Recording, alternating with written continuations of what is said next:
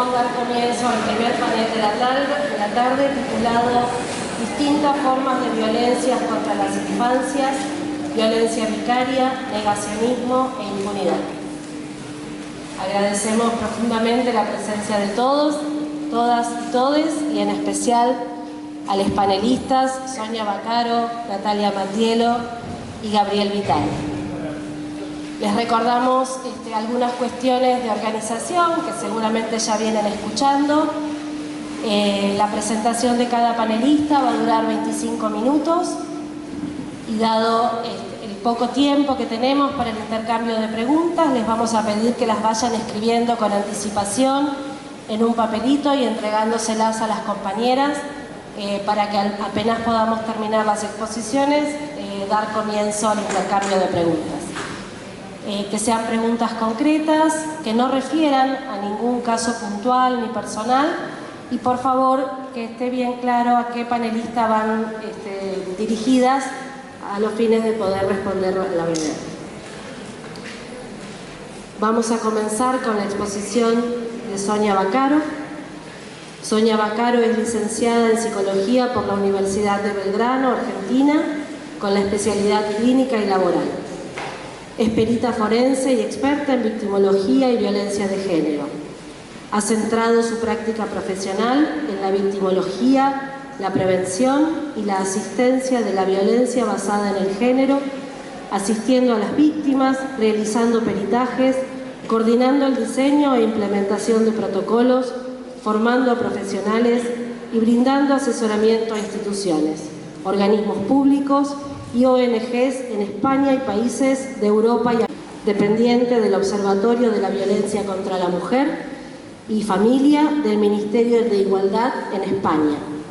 Es coautora, junto a Consuelo Barea Payueta, del pretendido síndrome de alienación parental. Autora de la guía para padres de adolescentes, ¿Qué hacer si mi hija ha sido maltratada?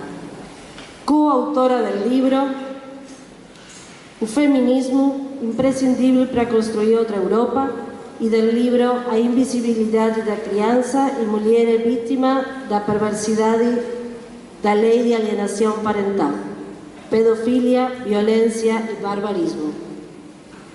Su desarrollo teórico del supuesto síndrome de alienación parental se ha citado en numerosas ocasiones e incluido en numerosas sentencias en tribunales de familia de distintos países, como Argentina, Paraguay, Bolivia, Brasil, Italia en Corte de Casación y España. Ha acuñado el concepto de violencia vicaria, que se ha incluido en el Pacto de Estado contra la Violencia de Género en España, modificándose también la Ley Integral de Medidas de Protección a la Violencia de Género, definiéndola como otra forma de la violencia contra las mujeres. En México ya se ha incluido en el marco del derecho de las mujeres a una vida libre de violencia en 7 estados. La exposición que en esta oportunidad nos va a compartir se titula Violencia vicaria, golpear donde más duele. Gracias. Gracias a todas y a todos. Gracias a Eva, especialmente por la invitación a este maravilloso congreso que me permite además volver a una ciudad como La Plata, que estaba comentando con mis compañeras que hace más de 40 años que pisé esta universidad para venir a buscar mi matrícula profesional de la provincia. Así que es mucha emoción, y estos fueron días muy emocionantes para mí, no solo porque vuelvo a mi país, sino porque de verdad a Eva me ha tratado maravillosamente bien, me ha resuelto todos los inconvenientes que tenía. Agradezco también a la Universidad Nacional de La Plata por la organización junto a Eva de este congreso. Bueno, voy a hablar de un tema que, como bien dijo mi compañera, no me voy a acordar el nombre, Laura, disculpen ustedes, pero es uno de mis déficits, el olvidarme los nombres inmediatamente. Como dijo Laura en la presentación, es un concepto que acuñé en el año 2012 y que se incorporó en el Pacto de Estado contra la Violencia de Género en España en el año 2017. Voy a volver sobre este tema, pero a modo de presentación quiero señalar que la violencia vicaria es violencia contra la mujer, o sea que es violencia de género. Voy a hacer un poco de historia con referencia a la violencia contra la mujer. Precisamente en el año 1981, uno de los primeros modelos de intervención que toma los conceptos del feminismo en ese momento fue el modelo Duluth, llamado de esta forma porque se desarrolló en la Universidad de Minnesota, en la ciudad de Duluth. Este modelo, el Duluth, ponía en el centro, primero despatologizaba las causales por las cuales los hombres maltrataban a las mujeres y ponía en el centro como motivo nuclear el poder y el control, los principios que el feminismo había enarbolado desde hacía ya muchos años. En ese momento, entre otras cosas, este modelo señalaba la asimetría entre las partes y que eso era lo que originaba precisamente y favorecía, entre comillas, la violencia de las relaciones de pareja de un hombre hacia una mujer.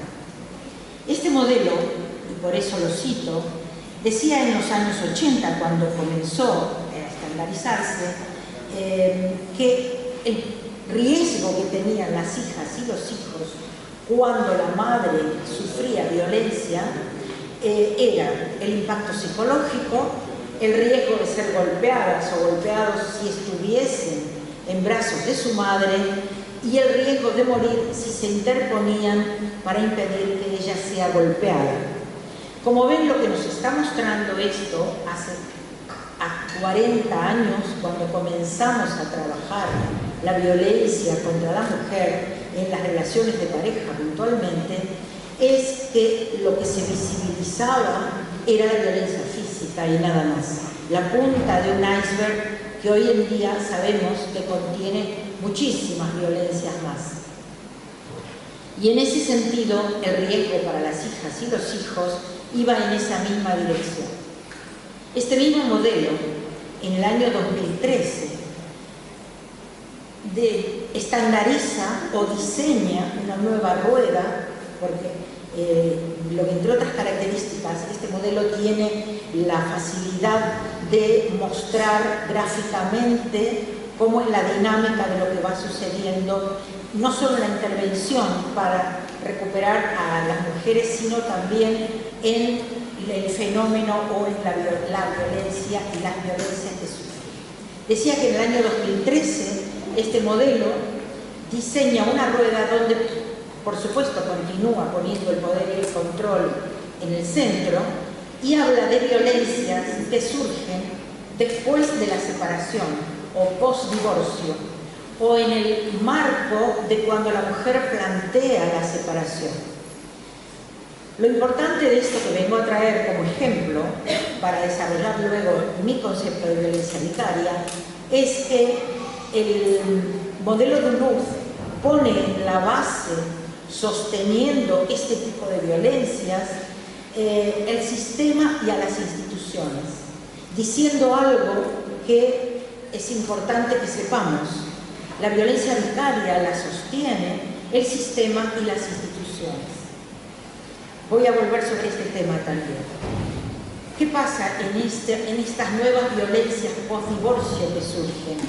Lo que muestra el modelo Duluth es que todas tienen un ataque puntual sobre el rol materno y van a ir a atacar a las hijas y los hijos especialmente. Y aquí viene la importancia del sistema y las instituciones.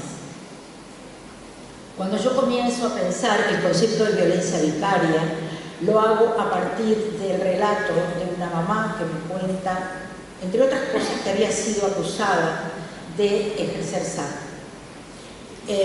con su hijo, que por supuesto se negaba a ir contra un maltratador al que solo conocía y había visto maltratar a su madre, y que por supuesto no tenía ningún tipo de vínculo, pero que el sistema y las instituciones, y aquí no pongo solo a la justicia, porque tenemos que ser justas y saber que no solo la justicia o el sistema judicial está involucrado.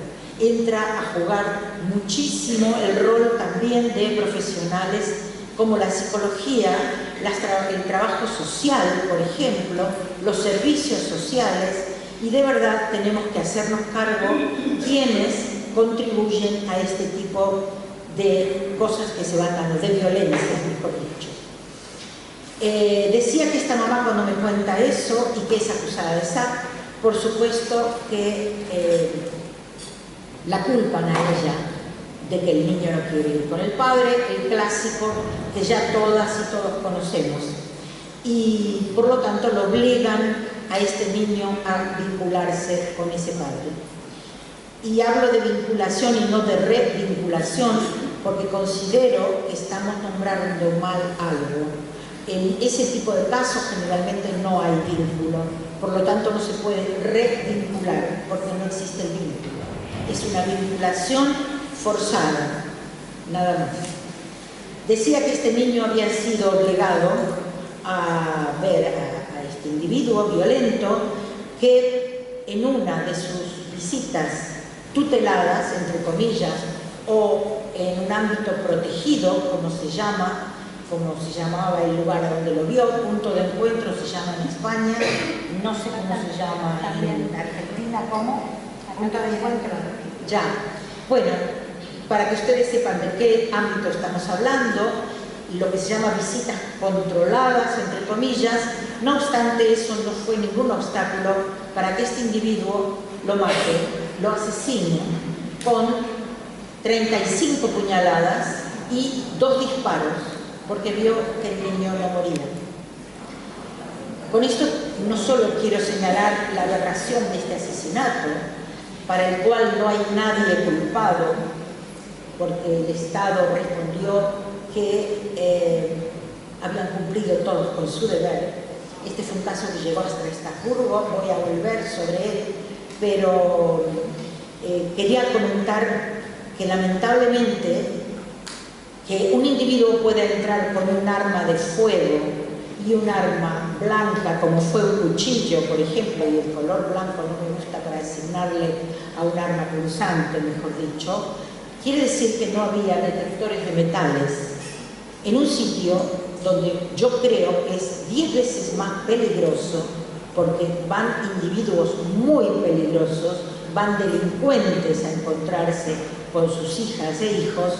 No existen detectores de metal. A día de hoy, decía que es mucho más peligroso, por ejemplo, que un aeropuerto, pero evidentemente estamos frente a un delito que todavía no ha hecho saltar el alerta que pudo haber hecho saltar el terrorismo, a pesar que es terrorismo doméstico y algún día tendrá que ser reconocido como tal. Continúo con esto porque decía que yo comencé en el año 2012, cuando esa mamá me cuenta esto, y me dice puntualmente que él la había amenazado con quitarle lo que más quería.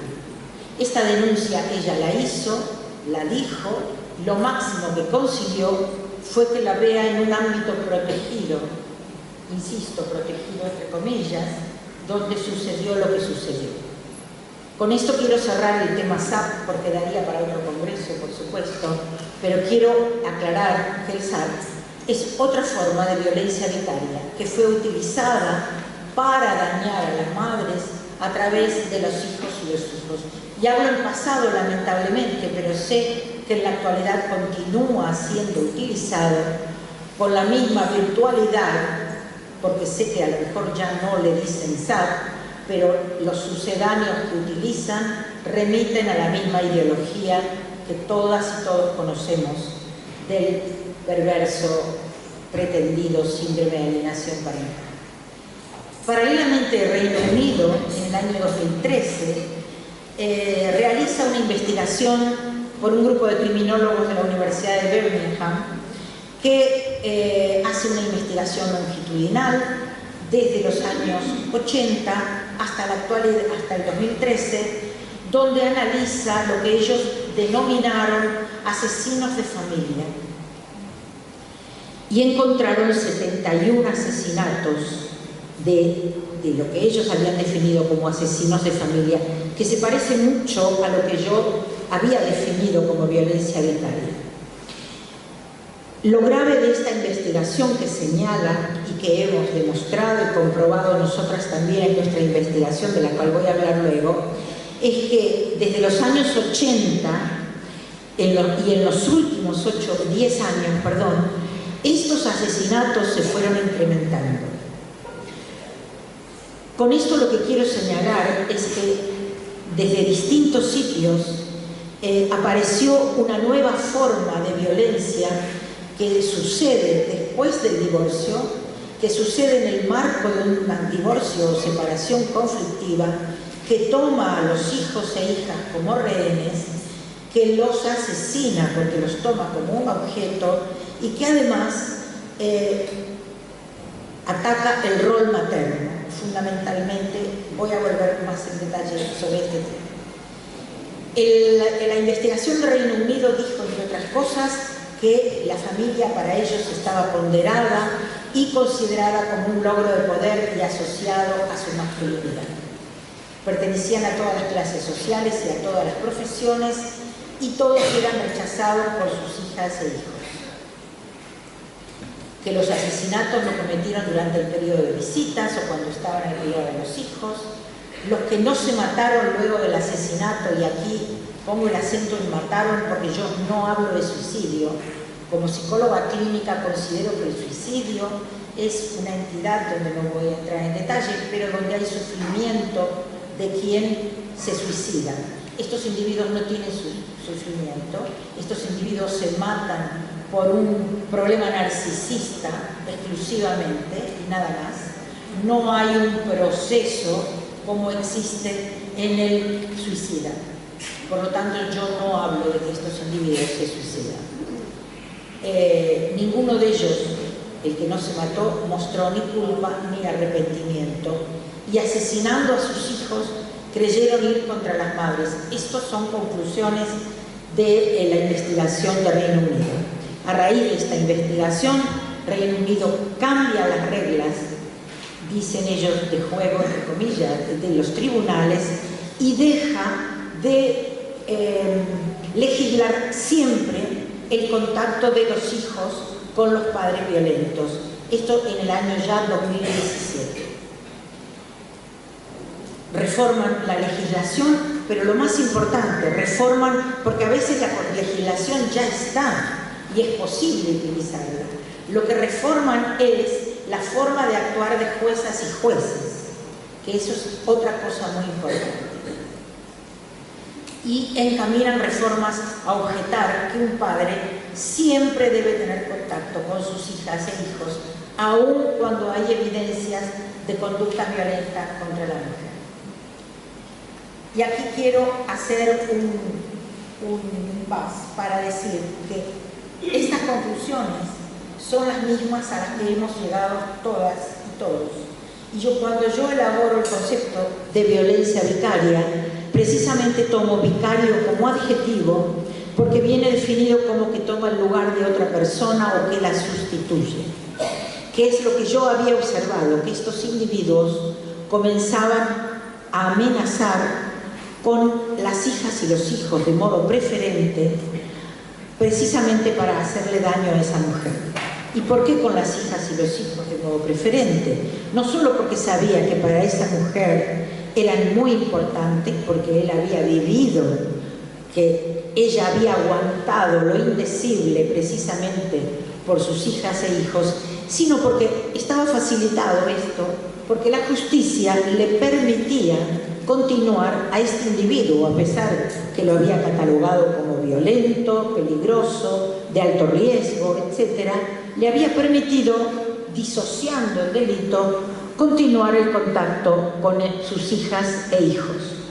Lo cual nos está demostrando que lo ponderado o el bien tutelado, digamos, es el vínculo del pater familia y no otra cosa. Voy a volver también sobre este tema dentro de lo que me permita el tiempo, ya sé que no tengo mucho. Pero bueno, la violencia vicaria, por lo tanto, resumiendo, es violencia machista contra la mujer. Toma a las hijas e hijos como objeto para continuar dañándola. Y cuando digo como objetos, quiero señalar dos cosas. Primero, que la violencia vicaria siempre tiene el agravante que es maltrato infantil.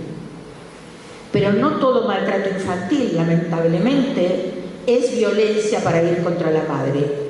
En la violencia vicaria tenemos que encontrar siempre la concausalidad, para denominarla de esta forma, que es para hacer sufrir a la mujer, ¿sí? Esto tiene que quedar claro, porque a veces me dicen que el maltrato infantil con la violencia vicaria no existe. No, nada más alejado. Yo les digo, mire, ahí tienen no solo el agravante de violencia vicaria, sino el agravante de maltrato infantil de las criaturas, el agravante de deshumanización de las criaturas, porque son tomadas como objeto para ir contra la madre. O sea que si hay algo que la violencia vicaria vino a hacer, es precisamente agravar los cargos contra un individuo violento. La violencia vicaria es violencia contra las mujeres, desplazada preferentemente sobre las hijas e hijos para dañarla de forma vicaria. Y digo preferentemente porque a veces no se utiliza a las hijas e hijos porque o no hay acceso a ellos, pero sí se puede utilizar a algún familiar cercano, incluso hasta las mascotas. He tenido casos de mujeres que el hombre violento ha asesinado a su mascota y le ha tirado el cadáver en el jardín, con lo peor que puede suceder como mensaje mafioso. Nos remonta a alguna escena de alguna película, ¿verdad?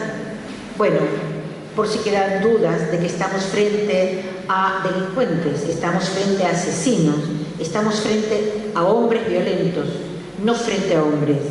Estamos frente a un binomio indisoluble que es hombre violento. Y aquí hago un llamado a todos los hombres, a los hombres buenos, precisamente para que no se dejen confundir con la misma definición a pesar de la palabra. Como ven, aparecen las mariposas, que pertenece a un caso que no lo cito casualmente. Es este que el diario dijo en el año 2018 que había sucedido: el asesinato de dos criaturas de 2 y 4 años, Martina y Nerea, en la ciudad de Castellón, en Valencia. Esta mamá había denunciado innumerables veces, y una de ellas me ha dicho que va a matar a las niñas si yo quiero persistir en el divorcio con él.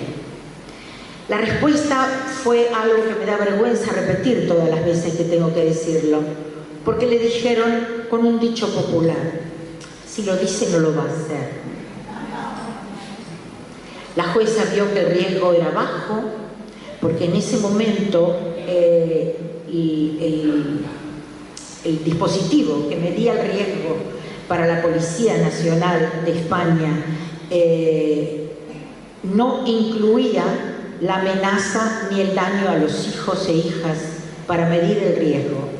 Por lo tanto, el riesgo de esta madre había dado bajo. Y la jueza le dijo que no le daba la orden de alejamiento, por supuesto, porque además ella vivía cerca de él, y eso quería decir que no tenía miedo. Cuento esto para que vean cómo va la mente de alguien que desconoce hasta lo elemental. Pero, a ver, se puede desconocer lo elemental. Lo que yo no admito es que personas con la capacidad o la posibilidad de pedir opinión experta, aunque no lo conozca, la pida y la solicite. Lamentablemente, Martina y Nerea fueron asesinadas por su progenitor, por su padre biológico, y lamentablemente se cumplió lo que la madre había denunciado, este individuo, aparte la amenaza de este individuo, Y recién a partir del año 2018 se incorpora al dispositivo que mide el riesgo para la policía el factor de las hijas y los hijos como factor de riesgo, valga la redundancia. O sea, recién en el 2018 tuvieron que ser asesinadas 2 criaturas. Lamentablemente, estos tipos son hijos sanos de un patriarcado que no puede entender que haya salido de sus manos el poder y el control. Nada más, muchas gracias.